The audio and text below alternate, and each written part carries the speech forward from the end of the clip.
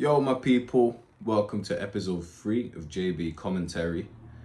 Today, I'm going to be discussing the lightweight IBF world title fight between Richardson Hitchins and George Kambosos.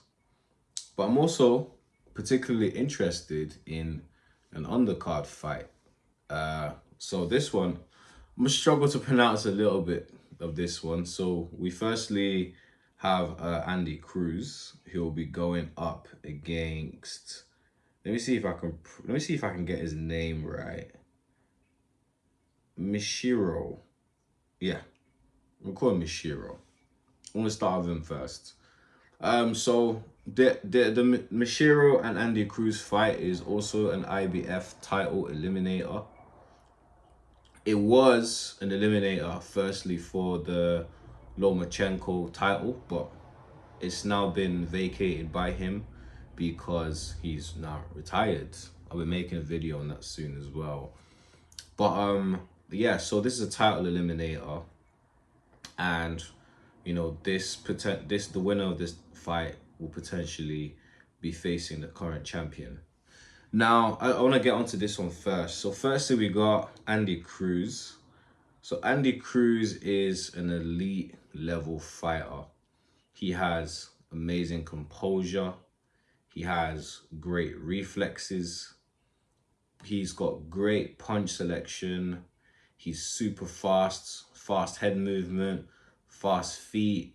He's got great timing, great reflexes. He's an elite level fighter.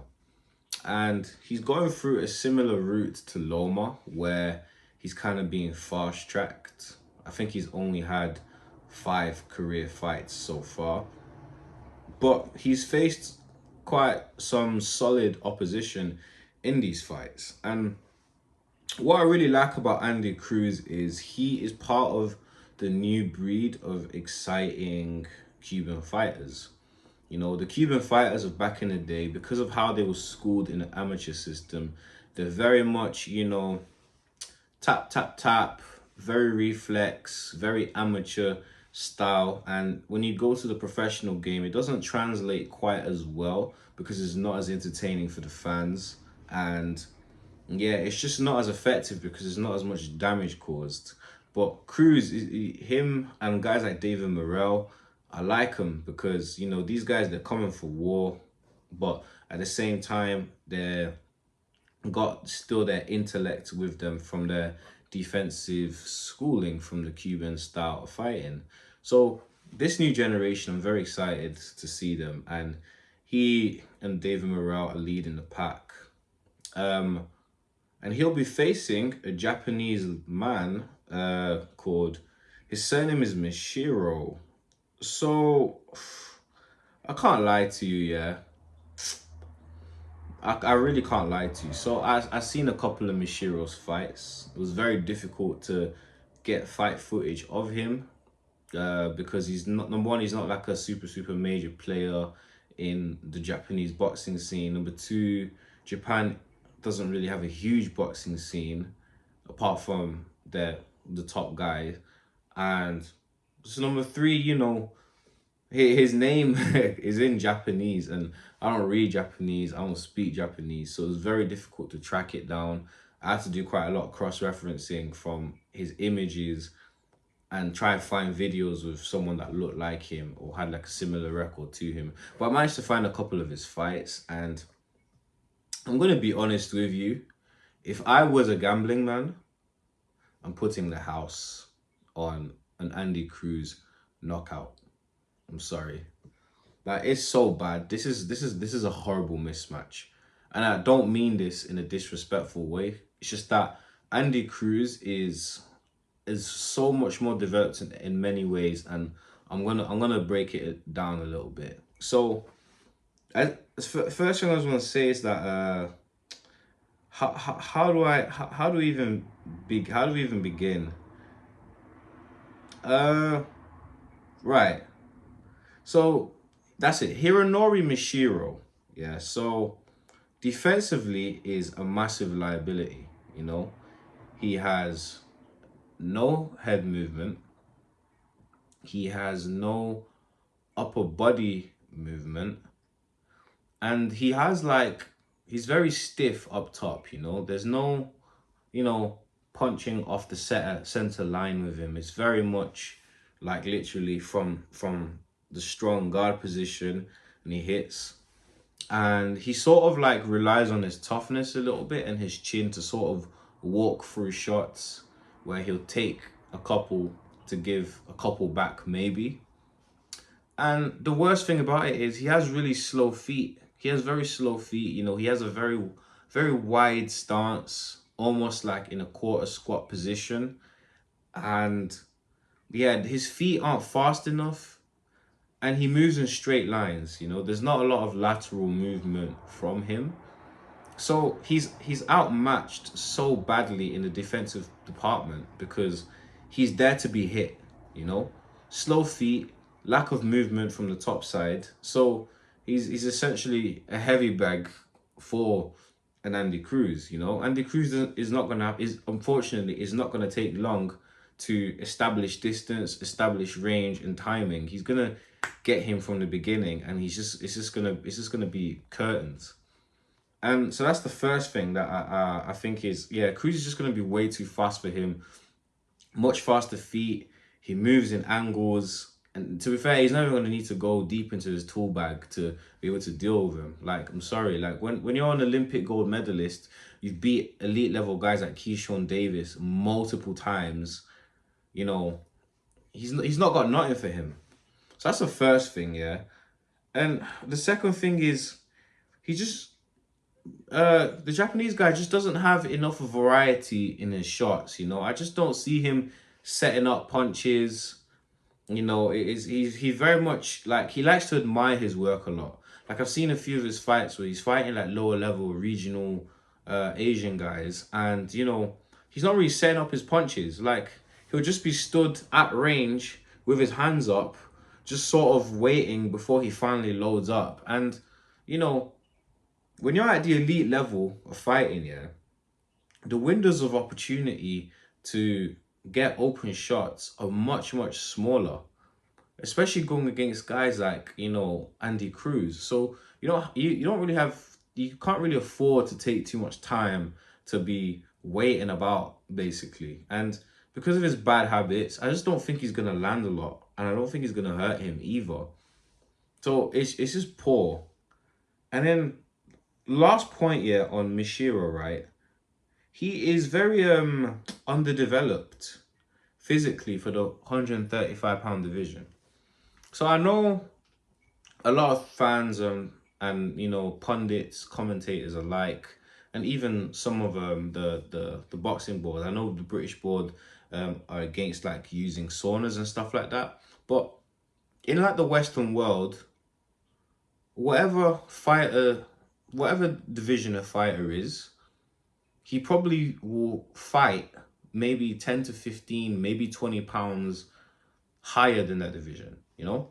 So if a guy is at 160, by fight night, he's probably 175, you know? 175 guys probably go up to 190. 168 guys probably go up to 185. So on and so forth. You can expect like a big jump, you know?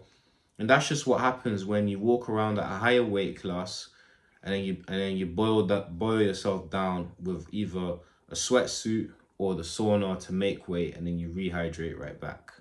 But that's him.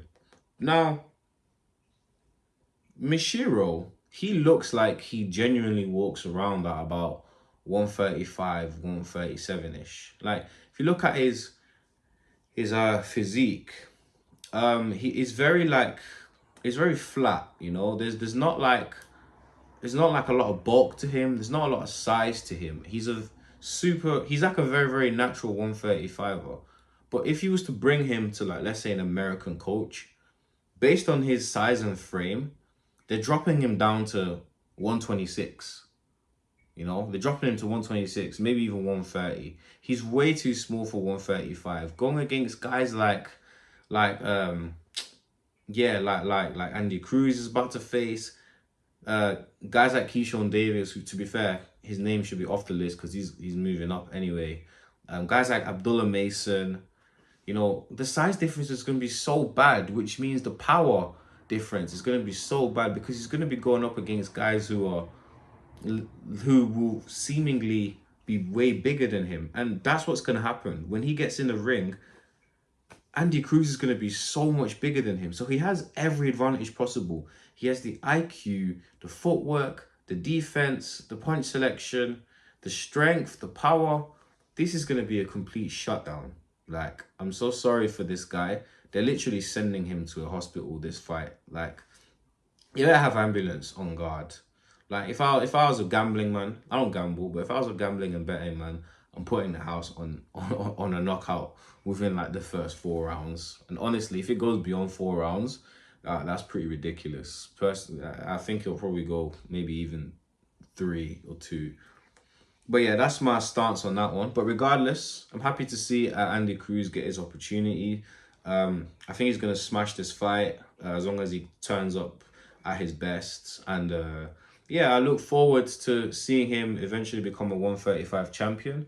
Because yeah, it will just be good for Bozy Ennis, his coach, to have now 2 world champions in his stable with first Duran Ennis and now him too. So yeah, that would be a mad fight. Now let's go to the main one. So the main one is George Kambosos, who's moving up from the 135-pound division to 140 to face Richardson Hitchins. Now, the first thing I just want to say, yeah, I absolutely love Kambosos. Kambosos, he is... People wonder, why does he always get these opportunities to fight for world titles, despite losing so frequently at the world level, aside from that fight with Teofimo, who a lot of people believe was lucky. But the thing is, yeah, is Kambosos is a draw.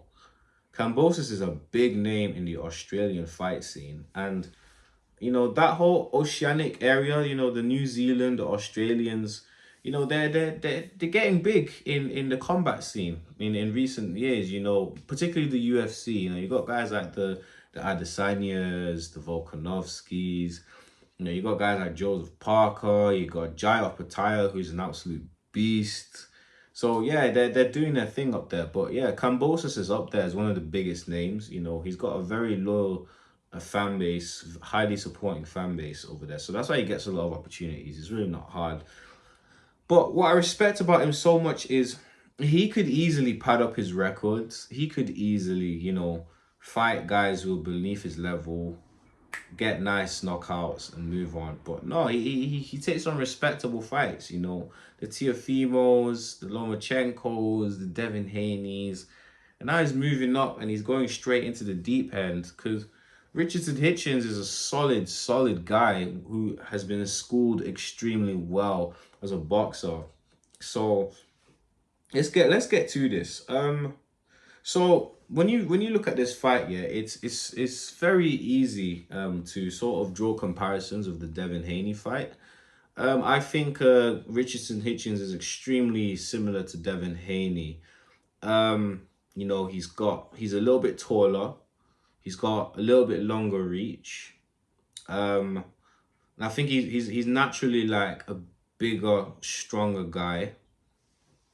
He's got, and you know, he's just an excellent fighter all around. Like, you know, he's a natural 140-pounder now. And I remember Kambosos was already a mid-sized to small 135-pounder. You know, he had very short reach and he struggled massively against Haney. So going against a Hitchins, who is literally a bigger version of Haney, who's maybe slightly slower and has a little bit less of a work rate, but he likes to time his punches a little bit more for the harder effect. There's an avenue for victory, but it's not so easy. So here's the thing, right? Kambosos, because he's got such short reach, and he's going to be a significantly smaller guy than Hitchins. Because if you thought Devin Haney made him look small, just imagine like Hitchins is going to make him look like Jerry from Tom and Jerry. So Yeah, he's gonna have to get inside, get in a get right in range, and he has to make it an ugly war. He has to make it a ugly war, like bad. That's the only avenue for victory. And yeah, and the thing is that there's gonna be more opportunities for him to have a creation of offense compared to the Haney fight, because is super active. He doesn't sit down too much in his punches, but he's very active, constantly with his jabs, constantly with his feints, and constantly moving his feet and moving his head. Richardson is a bit more tamed than that. So it's going to allow a bit more opportunities and a bit more openings for him to be able to create an offense. But Richardson is very good moving on his back foot. He has excellent use of the jab. And, I can see him, maybe he might struggle a little bit because for the first few rounds when the energy is higher. But from around the mid rounds, he's gonna take over, and I see an easy decision for him. In my opinion, probably it's gonna be like maybe 8-4 rounds difference. So 116, 112 is roughly the scorecard that I predict for in favor of Hitchins. So that's just how I see it. But there's just a few things. So yeah, Kambosos is a very twitchy and reactive fighter. He's a very explosive guy, and I'm just gonna assume because he's moving up in weight, he's gonna have more strength behind him. So Richardson Hitchins can't throw lazy jabs. Every jab has to have intention behind it. It doesn't always have to be deadly intention. It doesn't have to throw his all into it. But he can't throw no lazy jabs because Kambosos has great head movement. He's very twitchy. He's very explosive. So, and being a smaller guy, it will come with that advantage. So he needs to be very watchful for that because he could get caught and he can get hurt. I'll say what's another thing? So I remember Kambosos fought Devin Haney 2 times, right? The first one was a complete shutout. The second fight, it was a shutout again, but he had a few better moments. But one thing, yeah, that I remember he did in the second fight with Devin Haney was he kept on switching stances, switching from orthodox to southpaw.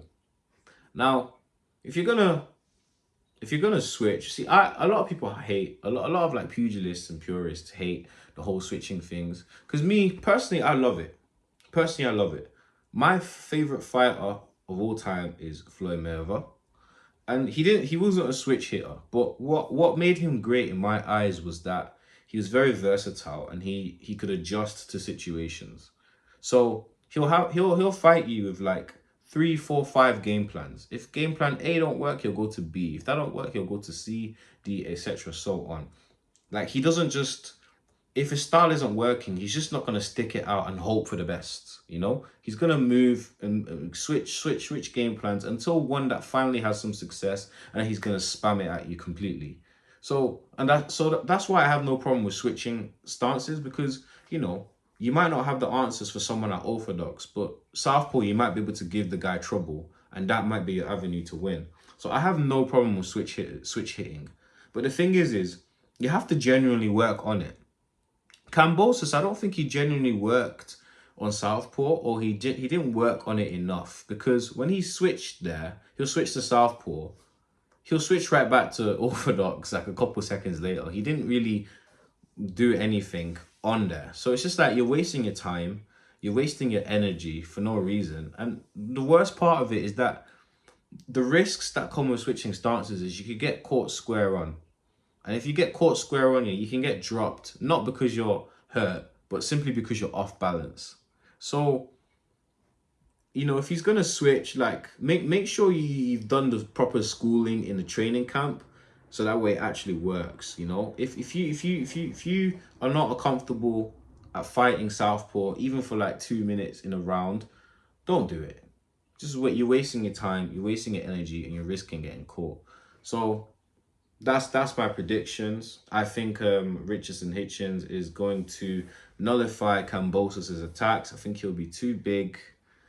and he's going to beat him by decision from about 8 rounds to 4. And I predict Andy Cruz is going to knock out his opponent within 3 rounds. So, thanks guys for watching episode 3 of JB Commentary, and I look forward to watching the fight. And I'll be back in a couple of days to go through the aftermath with you. Until then, take care of yourselves. Much love. Peace out.